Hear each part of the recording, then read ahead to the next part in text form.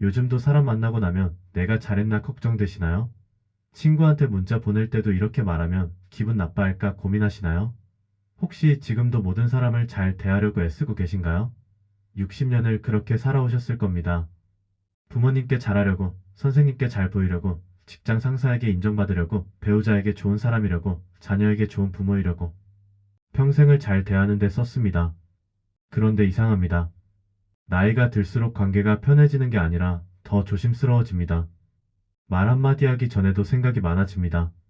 이렇게 말하면 어떻게 생각할까? 내가 너무 차갑게 구는 건 아닐까? 나이 들었다고 무시당하는 건 아닐까? 왜일까요? 이유는 간단합니다. 당신은 아직도 사람을 잘 대하려고 하고 있기 때문입니다. 오늘 이 한 문장만 기억하시면 됩니다.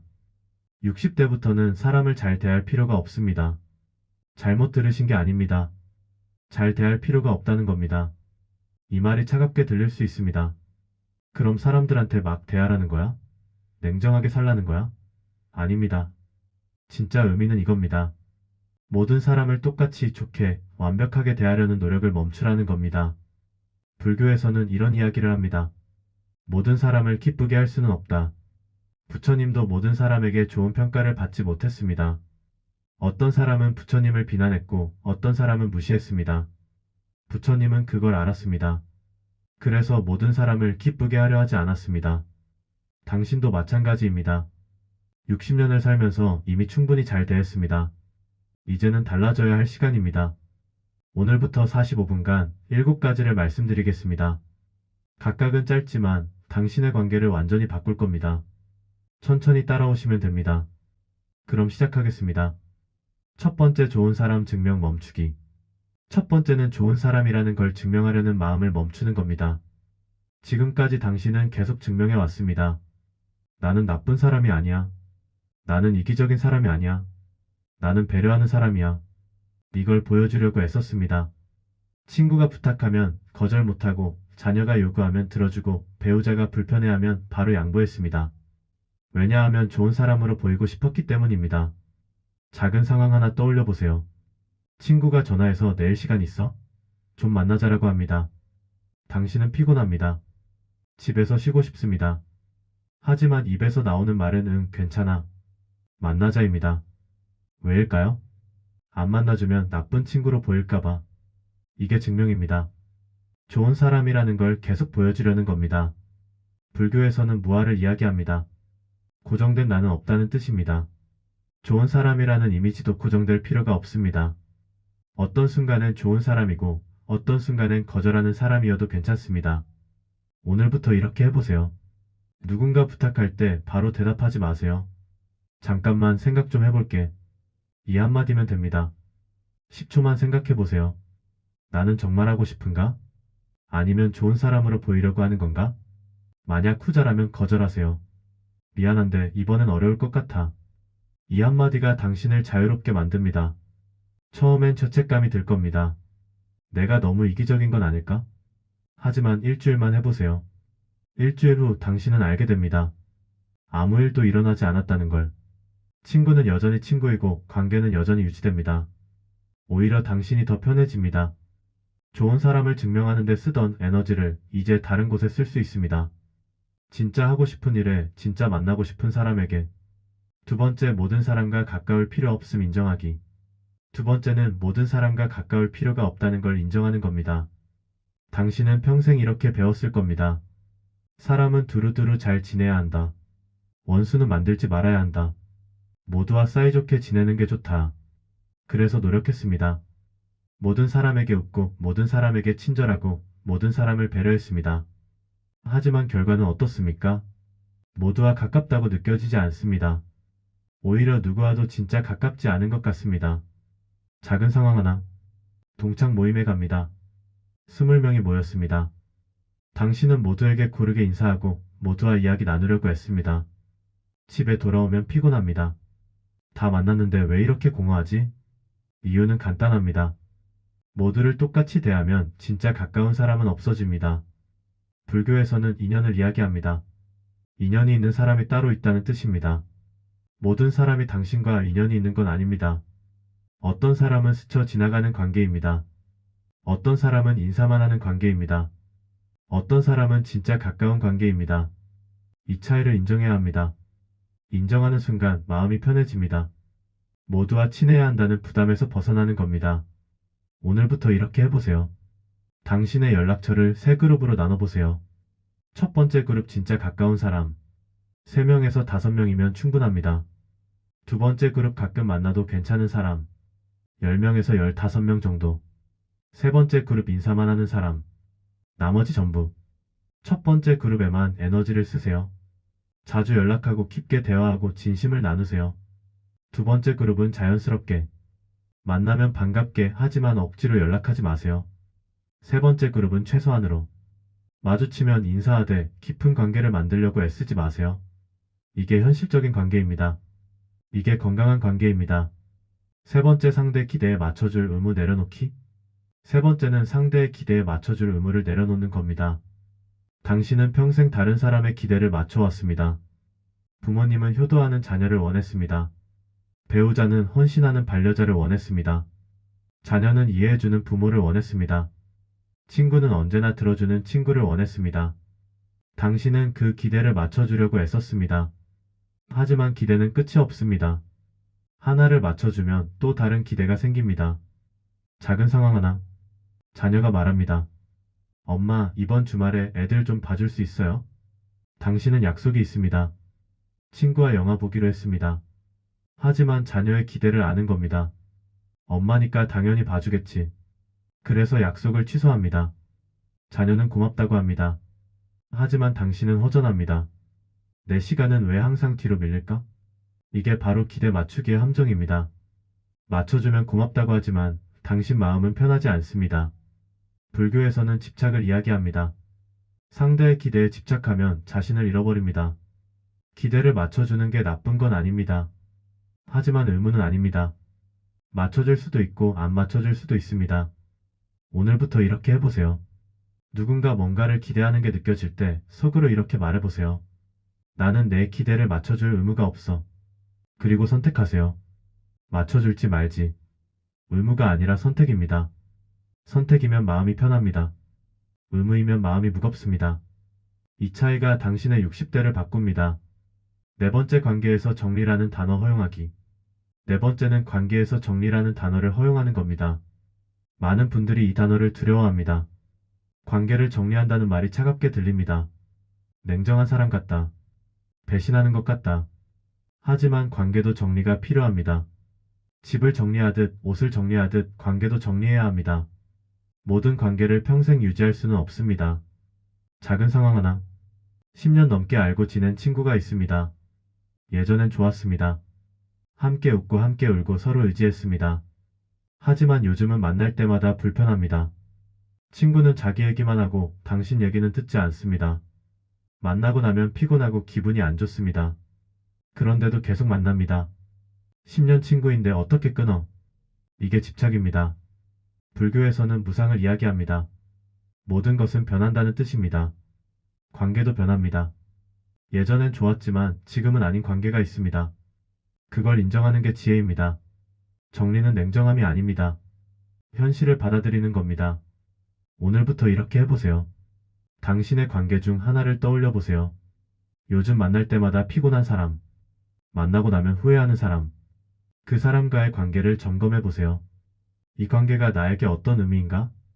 예전 기억 때문에 붙잡고 있는 건 아닌가? 지금도 진짜 필요한 관계인가? 만약 답이 아니오라면 정리를 고려하세요. 정리는 싸우거나 선언하는 게 아닙니다. 자연스럽게 연락을 줄이는 겁니다. 만남을 덜 잡는 겁니다. 시간이 지나면 자연스럽게 멀어집니다. 그리고 놀라운 일이 벌어집니다. 마음이 가벼워집니다. 그 사람 생각만 해도 무거웠던 마음이 이제는 아무렇지 않습니다. 다섯 번째 불편한 관계 유지할 이유 없음 깨닫기. 다섯 번째는 불편한 관계를 유지할 이유가 없다는 걸 깨닫는 겁니다. 당신은 평생 이렇게 배웠을 겁니다. 불편해도 참아야 한다. 어른이 되면 참는 게 미덕이다. 가족이니까 친구니까 동료니까 참아야 한다. 그래서 참았습니다. 불편한 친구도 만나고 불편한 모임도 나가고 불편한 대화도 이어갔습니다. 하지만 이제 물어볼 때입니다. 왜? 왜 불편한 관계를 유지해야 할까요? 작은 상황 하나. 친척 모임이 있습니다. 거기 가면 항상 불편합니다. 어떤 친척은 당신 자녀를 남의 자녀와 비교합니다. 어떤 친척은 당신 남편 직업을 가볍게 봅니다. 어떤 친척은 당신 옷차림에 간섭합니다. 가기 싫습니다. 하지만 갑니다. 친척인데 어쩔 수 없지. 이게 당연한가요? 불교에서는 자애를 이야기합니다. 자기 자신에 대한 사랑도 포함됩니다. 자기를 불편하게 만드는 관계를 유지하는 건 자기를 사랑하지 않는 겁니다. 친척이든 오래된 친구든 직장 동료든 불편하면 거리를 둬야 합니다. 오늘부터 이렇게 해보세요. 불편한 모임이나 만남이 있으면 한번 빠져보세요. 이번엔 못 갈 것 같아. 이유를 길게 설명하지 마세요. 개인 사정이 있어서면 충분합니다. 한 번 빠지면 다음에도 빠질 수 있습니다. 3번 빠지면 사람들도 이해합니다. 저 사람은 잘 안 나오는구나. 그리고 부담이 줄어듭니다. 더 이상 억지로 나가지 않아도 되는 겁니다. 6번째, 거절이 관계를 끝내지 않는다는 것 믿기.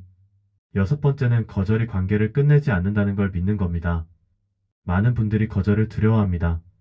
한 번 거절하면 관계가 끝날 것 같아. 나를 싫어하게 될 것 같아. 다시는 연락 안 할 것 같아. 그래서 거절 못합니다. 원하지 않는 것도 응이라고 하고 피곤해도 괜찮아라고 합니다. 하지만 진실은 이겁니다. 거절해도 관계는 유지됩니다. 진짜 관계라며. 작은 상황 하나. 친구가 부탁합니다. 다음 주에 우리 집 이사하는데 도와줄 수 있어? 당신은 허리가 안 좋습니다. 무거운 걸 들면 다음날 못 일어납니다. 하지만 거절이 두렵습니다. 거절하면 나쁜 친구로 보이지 않을까? 그래서 도와줄게라고 합니다. 이사 당일 당신은 허리를 다칩니다. 일주일간 고생합니다. 이게 좋은 선택이었을까요? 불교에서는 중도를 이야기합니다. 극단을 피하는 겁니다. 모든 것을 다 들어주는 것도 극단이고 모든 걸 다 거절하는 것도 극단입니다. 중간이 필요합니다. 거절할 건 거절하고 도와줄 건 도와주는 겁니다. 그리고 진짜 친구라면 당신의 거절을 이해합니다. 그래, 알았어. 무리하지 마. 이렇게 말해줍니다. 만약 거절했을 때 화내거나 삐지는 사람이라면 그건 진짜 친구가 아닙니다. 오늘부터 이렇게 해보세요. 작은 거절부터 시작하세요. 오늘은 피곤해서 전화 짧게 할게. 이번엔 못 도와줄 것 같아. 다음에 만나자. 이런 작은 거절을 해보세요. 그리고 상대 반응을 보세요. 대부분은 알았어라고 합니다. 당신이 생각한 것만큼 큰일이 아닙니다. 거절 한 번에 관계가 끝나지 않습니다. 7번째, 나를 위한 관계만 남기기.